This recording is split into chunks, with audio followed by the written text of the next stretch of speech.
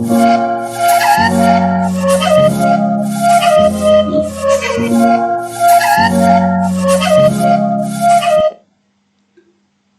hello guys, welcome to my channel Himachali Wisdom. So in the last lecture we discussed about the fundamental rights of the Indian constitutions. And if you want to watch this video, then I will give you link on the I button. You can press that button and go and watch my this video and other polity videos and other history lectures. And please subscribe to my channel for the latest and upcoming videos regarding the general knowledge of the Himachal Pradesh history, polity, English, mathematics, reasoning, and other important topics from the exam perspective. So let's roll the video.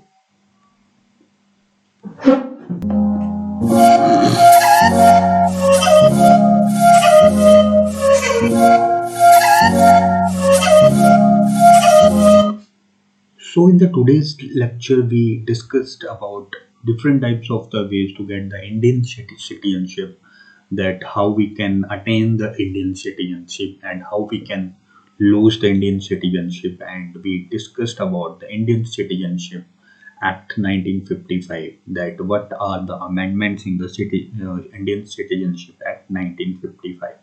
तो आज हम citizenship को भारत में कैसे लिया जा सकता है और किस तरह से जो है आपसे आपकी सिटीजनशिप को वापस लिया जा सकता है इंडियन सिटीजनशिप को, उसके बारे में हम डिस्कस करेंगे आज के लेक्चर में। तो शुरू करते हैं। The first topic that we are going to discuss today is about how to gain the Indian citizenship. तो ये क्वेश्चन हिमाचल प्रदेश जो भी Himachal Pradesh subordinate selection board, Hamirpur और Himachal Pradesh public service commission, SSC, CHSL, SSC, CGL के पर्सपेक्टिव से ये टॉपिक बहुत ही important है। तो हमारे पास मेनली जो होता है चार तरीके से, चार वेज होते हैं जिससे कि हम जो है इंडियन सिटीजनशिप को गेन कर सकते हैं। तो लेट्स डिस्कस अबाउट देम।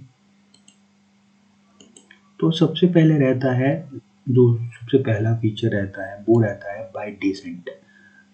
इसको डिस्कस करते हैं। बाय डिसेंट मीन कि आपके जो पेरेंट्स हैं, जो कि मदर और फादर हैं, वो इंडियन सिटीजन्स होने चाहिए। तो your father and mother should B Indian citizens. कुछ समय पहले जब इंडियन कॉन्स्टिट्यूशन बना था, उस समय सिर्फ फादर को ही ये राइट प्रावधान था कि आपके अगर फादर इंडियन सिटीजनशिप हैं तो आप इंडियन सिटीजनशिप हो सकते हो। बाद में इंडियन सिटीजनशिप अमेंडमेंट एक्ट आया, उसके दौरान जो है मदर को भी इसमें इंक्लूड कर लिया गया था। तो so now your father and your mother should B Indian citizens. Now we will discuss about the next point, that is by birth. अगर आपका जन्म 1 जुलाई 1987 को या उससे पहले हुआ है तो आप जो है इंडियन सिटीजन्स जो है वो नेचुरली कहलाओगे। तो बाय बर्थ के पॉइंट में 1 जुलाई 1987 या 1 जुलाई 1987 से पहले का आपका बर्थ डेट होना चाहिए। Then we have the next point, that is naturalisation. तो नेचुरलाइजेशन के बारे में डिस्कस करते हैं। It means that last 1 year in India before trial। कि आप जो है नेचुरलाइजेशन से ये अभिप्राय रहता है कि फॉर सपोज अगर आप इंडियन सिटीजनशिप के लिए अप्लाई करना चाहते हो, तो सिटीजनशिप को अप्लाई करने से पहले आप 11 या 14 वर्ष तक इंडिया में बसे होने चाहिए, और उसके बाद अप्लाई करने से के पहले आप उसके दौरान जो है, जो लास्ट ईयर होगा अप्लाई करने से पहले के दौरान जो साल होगा, उसमें भी आप जो है इंडिया में रिजाइड करने चाहिए। इट मीन्स दैट 11 साल आप इंडिया में रहते होने चाहिए और 1 साल वो जिससे पहले आप इंडियन सिटीजनशिप के लिए अप्लाई करोगे। तो टोटल 11 + 1 12 या 14 + 1 15, मतलब आपको 12 या 15 ईयर्स जो है टोटल इंडिया में रहना पड़ेगा, तब आप इंडियन सिटीजनशिप होंगे। और 11 साल उस फॉर्म को भरने से पहले या फिर 14 साल उस फॉर्म को भरने से पहले आप इंडिया में रिजाइड करते होने चाहिए, और 1 साल फॉर्म को भरने के बाद भी आप इंडिया में रहते हुए होने चाहिए। तो ये है नेचुरलाइजेशन। अब हम डिस्कस करते हैं by the incorporation of the territory. इसका मतलब ये है कि suppose this is a India and this is some another country. So अगर इंडिया में ये वाली कंट्री जो होती है ये मर्ज कर ली जाती है, और उसके जो पर्सन कितने भी जो भी सिटीजन्स होते हैं वो ऑटोमेटिकली जो हैं वो इंडिया के सिटीजन जो हैं बन जाएंगे। अगर ये दोनों कंट्रीज, क्योंकि ये कंट्री भी अब इंडिया का पार्ट हो जाती है मिलके, तो इसके सिटीजनशिप भी नेचुरली जो होंगे वो इनकॉर्पोरेशन ऑफ टेरिटरी की वजह से जो है नेचुरली इंडिया के सिटीजनशिप हो जाएंगे। यहाँ पे लिखा है that if any new territory becomes a part of the government of India shall specify the person who among the people of the territory shall be the citizens of the India. Such persons become citizen of India from the notified date. तो ये था incorporation of the territory, और ये थे कुछ 4 veg जिसकी मदद से आपको इंडियन सिटीजनशिप गेन कराई जा सकती है। अब हम देखते हैं नेक्स्ट टॉपिक।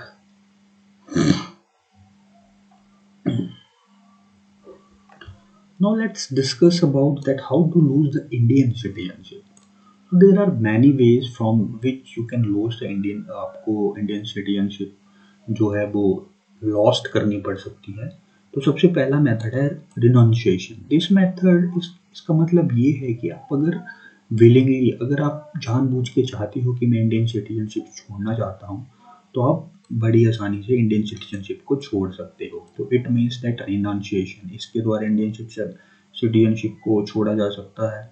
उसके बाद है डीप्राइवेटेशन।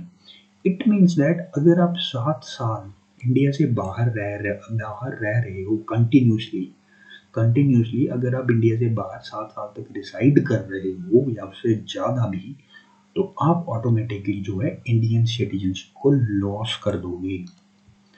Then we have termination. आपको टर्मिनेट किया जा सकता है इंडियन सिटीजनशिप से। कब? जब आप किसी दूसरे कंट्री की सिटीजनशिप को अपनाते हो। ऑटोमेटिकली अगर किसी दूसरी कंट्री की सिटीजनशिप को अपना लेते हो, आप उसके लिए अगर वो कंट्री आपको अलाउ करती है उसके सिटीजनशिप होना, तो आप ऑटोमेटिकली जो है इंडियन सिटीजनशिप को खो दोगे। So these are the 3 ways of to get loss of the Indian citizenship, and for the gain of the Indian citizenship we have 4 laws. तो ये थे कुछ वे जिससे आप इंडियन सिटीजनशिप को लॉस या गेन कर सकते हो।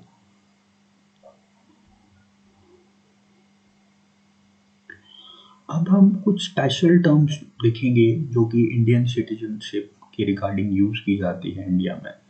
सबसे पहला आता है एनआरआई। एनआरआई वर्ड आपने यूजली सुना होगा। This means that non residing Indians. It means that अगर कोई इंडियन सिटीजन है और वो 180 दिन या उससे ज़्यादा समय से इंडिया के बाहर रह रहा है, तो वो एनआरआई कहलाएगा। 180 डेज मीन्स दैट अप्रॉक्सीमेटली,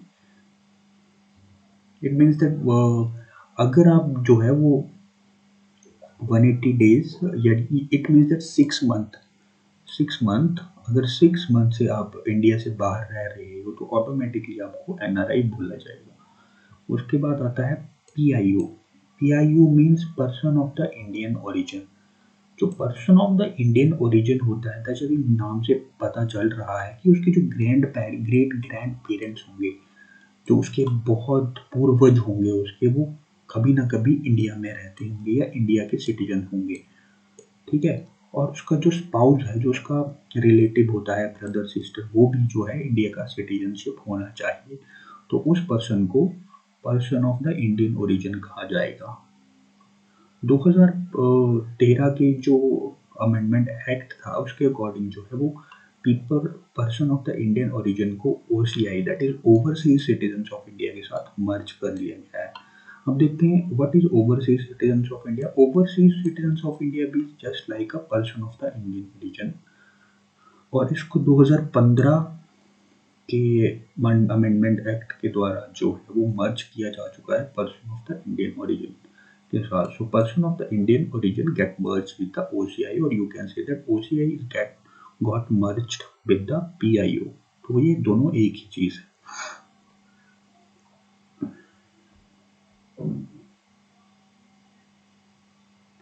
अब हम देखते हैं कि जो अमेंडमेंट की गई थी इंडियन कॉन्स्टिट्यूशन में regarding the citizenship act of 1955, उसके बारे में हम देखेंगे।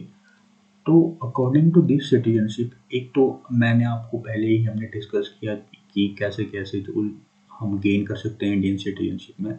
तो बाय बर्थ के लिए इंडियन सिटीजनशिप को 1 जुलाई 1987 लिमिट कर दिया गया है कि अगर आपका जन्म जो है 1 जुलाई 1987 को या उससे पहले हुआ होता है तो आप ऑटोमेटिकली जो है वो इंडियन सिटीजनशिप जो है सिटीजनशिप अटेन करने के लिए एलिजिबिलिटी प्राप्त कर लोगे।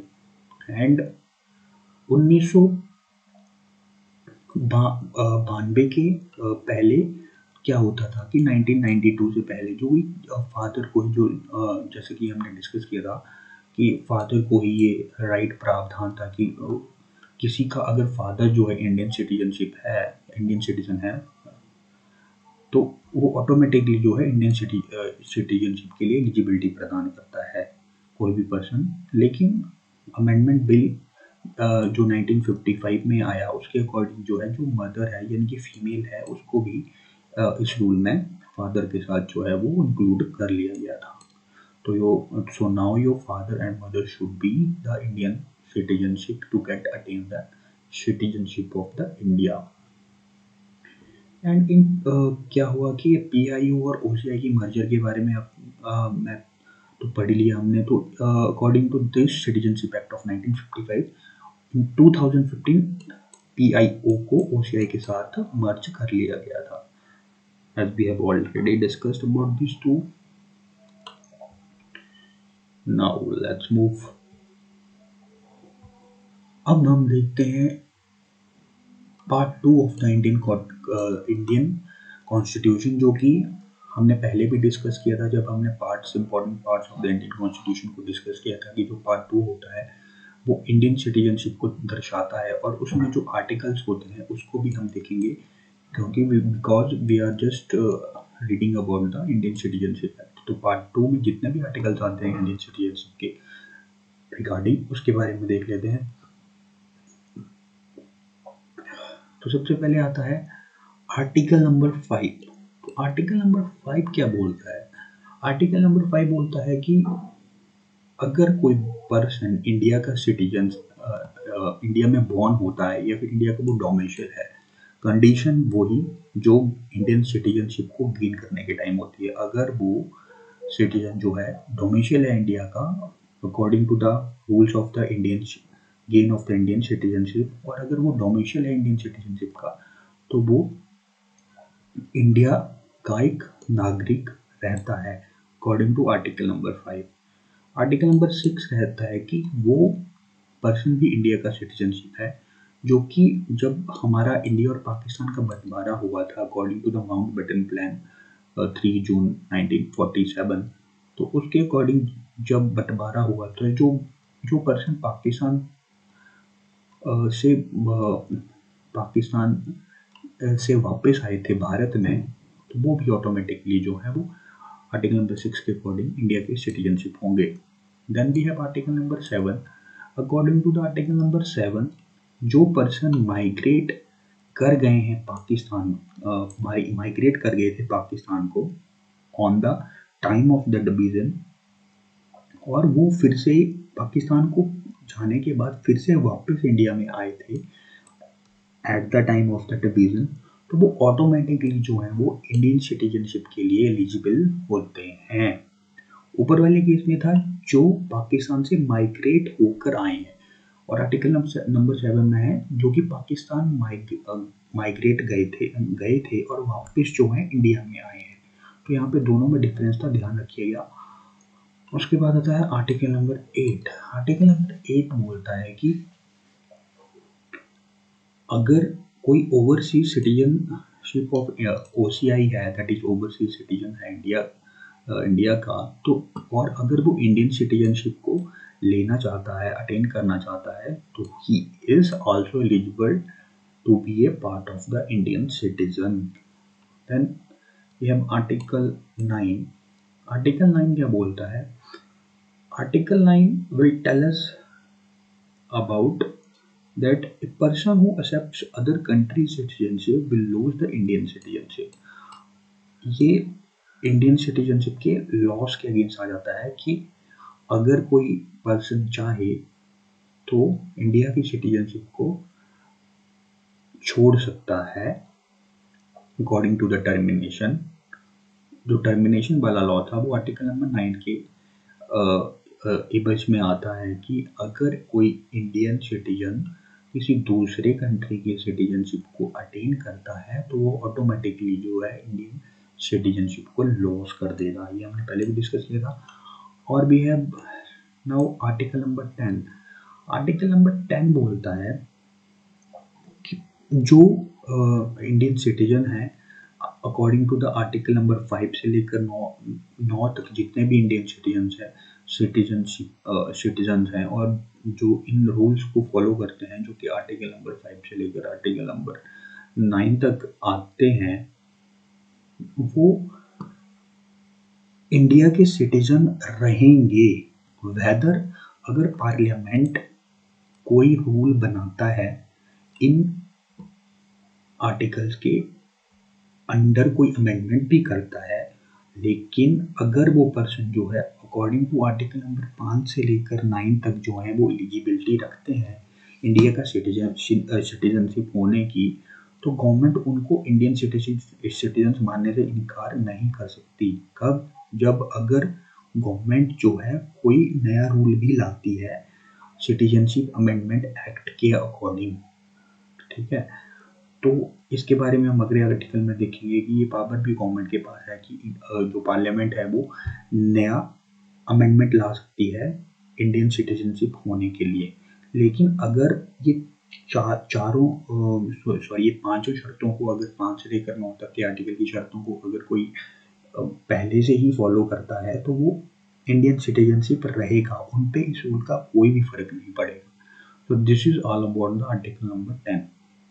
तो अब हम देखते हैं कि वो पावर जो कि इंडियन पार्लियामेंट को, इंडियन गवर्नमेंट को ये पावर देती है कि अगर पार्लियामेंट चाहे तो उसके पास ये अथॉरिटी रहती है कि वो इंडियन सिटीजनशिप को अटेन करने की रिक्वायरमेंट्स को जो है वो चेंज कर सकती है या अमेंड कर सकती है। अमेंड मीन्स कि इनमें कुछ ऐड कर सकती है लेकिन इनको डिलीट नहीं कर सकती, ये तो पहले से ही वैलिडेट रहेंगी।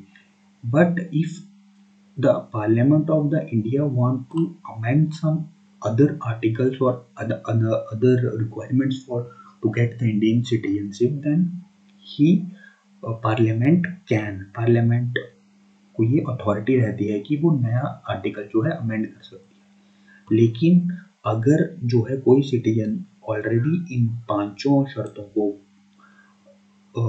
मानता हुआ पाया जाता है तो वो उससे वो पार्लियामेंट जो है वो इंडियन सिटीजन का अधिकार नहीं छीन सकती।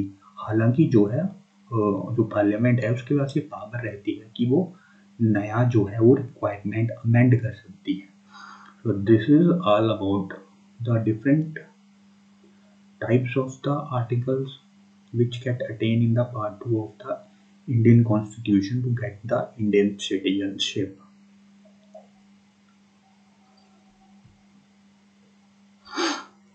So thank you for watching my channel, and if you would like to watch my other polity lectures, my other economics lectures and other history lectures and other Himachal GK lectures and for others mathematics and reasoning lectures, then please subscribe to my channel, like my channel, share my channel, and please stay at your home, stay safe.